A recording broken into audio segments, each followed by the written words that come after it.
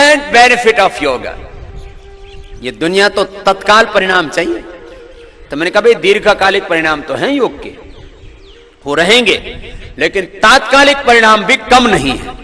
इसलिए मैंने कहा दुनिया का सबसे बड़ा कोई आकर्षण है तो योग है, दुनिया की कोई सबसे बड़ी सिद्धि है तो योग है, दुनिया की कोई सबसे बड़ी सफलता है तो योग है, दुनिया का सबसे बड़ा कोई ऐश्वर्य है तो योग है, दुनिया का सबसे बड़ा कोई बल है तो योग है, और दुनिया में सबसे बड़ी कोई सक्सेस स्टोरी है तो वो योग की, और उसका उदाहरण है पतंजलि योगपीठ स्वामी रामदेव आचार्य बालकृष्ण। करने से मानता है जमाना, खाली भाषण देने से नहीं मानता। दुनिया को प्रत्यक्ष चाहिए,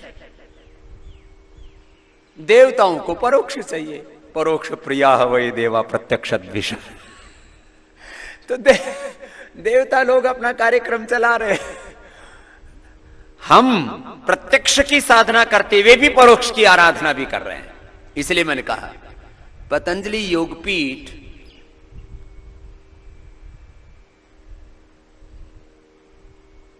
प्रत्यक्ष के ऊपर कार्य कर रहा है।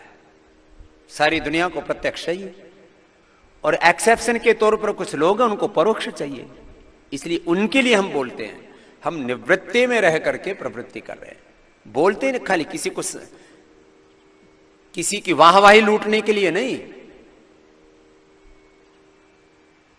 यह सिद्धांत है हमारा, प्रवृत्ति में निवृत्ति में रह करके प्रवृत्ति, अकाम होकर के निष्काम होकर के काम करना, असंग होकर के काम करना। शास्त्र में लिखे हुए सत्य यदि हमारे जीवन में नहीं उतरेंगे तो कोई नहीं मानेगा, कोई नहीं सुनेगा। हमारे जीवन में योग उतरना चाहिए, अध्यात्म उतरना चाहिए, गीता दर्शन उपनिषद व्याकरण उतरना चाहिए। पढ़ तो दिया हमने कि जो शब्द शास्त्र में निपुण होते हैं वो ब्रह्म शास्त्र में भी निपुण हो जाते हैं।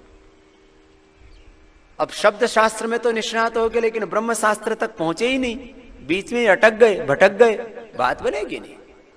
तो यात्रा हमारी शब्द शास्त्र से शुरू होती है और यह ब्रह्म शास्त्र तक, मोक्ष शास्त्र तक जाती है, और हम मोक्ष को भी इसी जन्म में पाना चाहते हैं।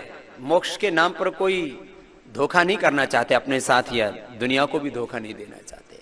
जीते जी मुक्ति, जीवन मुक्ति, सहज समाधि, कपालभाति निरंतरता के साथ करते रहे। तो हमने क्या किया, पूरी दुनिया के डॉक्टर, पूरी दुनिया की सरकारें, पूरी दुनिया के डॉक्टर मिलकर के एक भी व्यक्ति का बीपी कंट्रोल तो कर पाए, क्योर नहीं कर पाए। हमने बीपी क्योर कर दिया। तो मैं कह रहा था संप्रदायों में, मजहबों में उसको बोला था चमत्कार, और यहां कोई नया काम कर दे तो उसको देते थे नोबेल पुरस्कार। हमने कहा ना हमको चाहिए कोई चमत्कार, ना चाहिए कोई नोबेल पुरस्कार। हम कह रहे हैं योग एक बहुत बड़ा आविष्कार है इस पूरी मानवता के लिए, ऋषियों का, और सारी दुनिया को एक दिन योग करना पड़ेगा। अभी चाहे कोरोना के चक्कर में कर रहे हो, बाद में चाहे कैंसर बीपी शुगर से डर करके करें, लेकिन एक दिन आएगा जब पूरी दुनिया कपालभाति अनुलोम विलोम करेगी, कोई रास्ता नहीं है जीने का।